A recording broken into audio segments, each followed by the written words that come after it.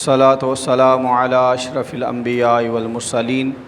آج کی حدیث طیبہ جو بخاری اور مسلم شریف کی روایت ہے، جس کا موضوع ہے کہ عبادت نبی کریم کی سنت اور طریقے پر عمل کا نام ہے۔ حضرت انس رضی اللہ تعالیٰ عنہ سے روایت ہے کہ 3 صحابی حضرت علی، حضرت عثمان بن مظعون اور حضرت عبداللہ بن رواح رضی اللہ تعالی عنہم حضور کی ازواجات کے حجروں کے پاس آئے اور انہوں نے نبی کریم کی عبادت کے بارے میں پوچھا۔ جب انہیں بتایا گیا تو انہوں نے اس عبادت کو بہت کم سمجھا، لیکن کہنے لگے کہ ہماری رسول اللہ سے کیا نسبت، اللہ نے تو ان کی بخشش فرمائی ہوئی ہے۔ ان میں سے ایک کہنے لگے کہ میں ساری رات عبادت کیا کروں گا، آرام نہیں کروں گا۔ دوسرے کہنے لگے کہ میں ہمیشہ روزہ رکھوں گا، کبھی نہیں چھوڑوں گا۔ اور تیسرے کہنے لگے کہ میں عورتوں کے پاس نہیں جاؤں گا، میں شادی تک نہیں کروں گا۔ نبی کریم صلی اللہ علیہ وسلم ان کے پاس تشریف لائے اور فرمانے لگے کہ تم نے فلاں نے یہ بات کہی کہ میں کبھی شادی نہیں کروں گا، ایک نے کہا ساری رات عبادت کیا کروں گا، آرام نہیں کروں گا، تیسرے نے کہا کہ میں روزہ ہمیشہ رکھوں گا، کبھی نہیں چھوڑوں گا۔ تو نبی کریم صلی اللہ علیہ وسلم فرمانے لگے میں تم میں سب سے زیادہ اپنے اللہ سے ڈرتا ہوں، سب سے زیادہ تقوی اللہ نے مجھے عطا کیا ہے، لیکن یاد رکھنا میں رات کو عبادت بھی کروں گا اور میں آرام بھی کروں گا، میں روزہ بھی رکھوں گا اور روزہ چھوڑوں گا بھی، میں عورتوں کے ساتھ نکاح بھی کروں گا۔ اور پھر حضور نے فرمایا سن لو کہ فمن راغب عن سنتی فلیس منی، یہی میرا طریقہ ہے، جس نے میری سنت کو چھوڑا اس کے ساتھ مجھ محمد کا کوئی تعلق نہیں۔ تو اس حدیث طیبہ کے اندر یہ کہا گیا ہے کہ ترک دنیا یہ اسلام تقاضا نہیں کرتا۔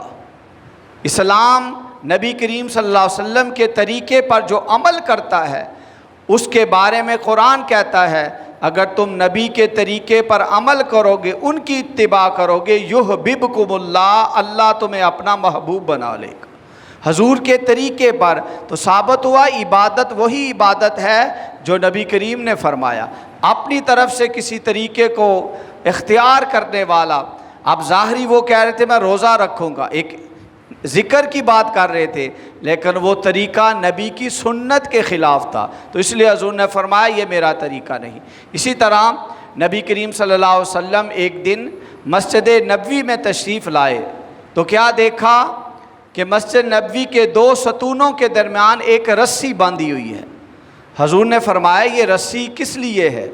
تو عرض کی گئی کہ ام المومنین سیدتنا زینب رضی اللہ تعالیٰ عنہ وہ عبادت کرتی ہیں یا کھڑے ہو کر، جب تھک جاتی ہیں تو اپنے آپ کو اس رسی سے باندھ کر کھڑی ہوتی ہیں اور عبادت کرتی ہیں۔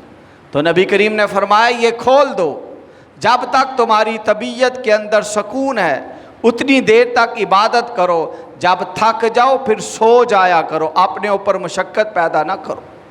تو یعنی یہ اسلام نے جو طریقہ بتایا، نبی کریم کی جو سنت ہے، اس کے اندر انسان کے اپنے جسم کا بھی حق ادا ہوتا ہے، اللہ کا حق بھی ادا ہوتا ہے، بیوی بچوں کا حق بھی ادا ہوتا ہے، تمام حقوق کی ادائیگی کرنے والا وہی اللہ کے نبی کو وہی طریقہ زیادہ پسند ہے، وہی عبادت کہلاتی ہے۔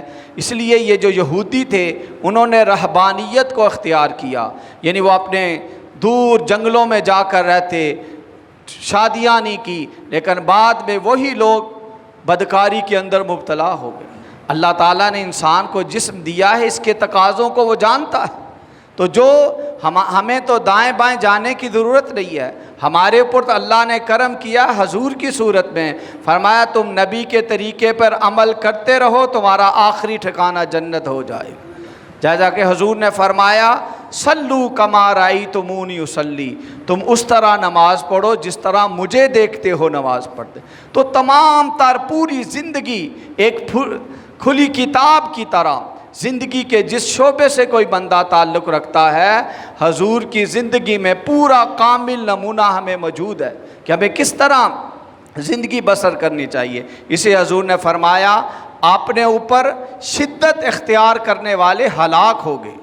حضور نے فرمایا یہ اللہ نے جسم دیا ہے، اس کا بھی تقاضا ہے، تو تم تمام تقاضے تمام حقوق پورا کرو، تو یہ عبادت ہے۔ اللہ کریم ہمیں نبی رحمت کے طریقے کے مطابق اپنی ساری زندگی کو گزارنے کی توفیق